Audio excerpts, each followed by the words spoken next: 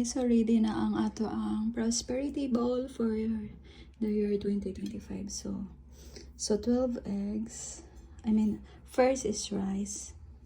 And then second is 12 eggs all around. Then 12 chocolate coins. Then 9 bills. 9 bills. Kahit ano lang, kung wala po kayong thousands, kahit ano na lang po. At saka, ang laman po nitong tatlong angpaw na to is 168. So, 168, 168, 168. So, depende lang po kung ano lang ilagay nyo. Pwede coins, pwede bills, like that. Basta 168. And then, lagyan mo sa gitna ng ganito. Hindi ko alam kung anong kinds of orange to. Basta sabi nila ito daw po. Tangerine, something like that. At saka, nilalagyan ko din ng 12 din na mga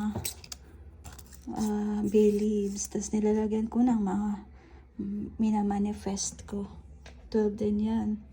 Tapos, nilalagyan ko din siya ng cotton. Ayan. For AC flu. Something like that. So, ayan lang. Very simple. And that's all. So, after 2 days, pwede na daw to gamitin ulit. Basta, pang New Year lang daw tong, prosperity ball.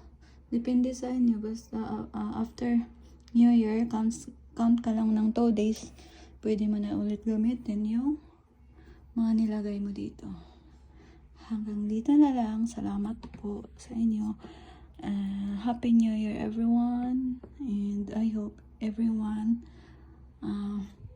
will get what they want. Everyone will be in good health and have a prosperous New Year everyone. God bless.